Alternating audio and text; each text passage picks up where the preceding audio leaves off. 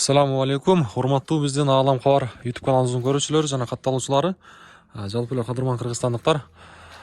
Туугандар, мына ушул 2107 унаасы сатууга чыкты. Азыркы учурда Нокат шаарында турат. Машинанын сырткы көрүнүшү мына ушундай, түсү болсо мына ушундай мокрый асфальт түстө. Машинанын чыгарылган жылы 2010-жылкы. Балондорун көрсөтүп коем, мына ушу арка жагын алмаштырасыздар. Алды болсо жакшы. Мынакей. Чыгарылган жылы 2010-жылкы, баасы болсо 200 000 сом кеми бар деп атыптыр. Эси. Мен экран бетине ээсинин байланыш номерин коюп коем, өзүңүздөр дагы кенен маалыматты алып алсаңыздар болот. Машинанын ичинде бир сыйра көрсөтүп коеюн.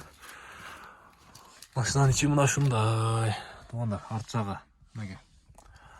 Машинанын коробкасы, мотору, бүт бардыгы ээси мен жооп берем дейт. Бардыгы жакшы дейт. Өзүңүздөр дагы кенен маалыматты алыш үчүн ээсине чаласыздар. Мына ушундай титан дискада. Дөңгөлөктөрүн дагы бир сыйра көрсөтүп коеюн. Асты жакшы, арт жагын алмаштырасыздар. Бааны кыла бересиздер, туугандар. Ээси менен байланышыңыздар.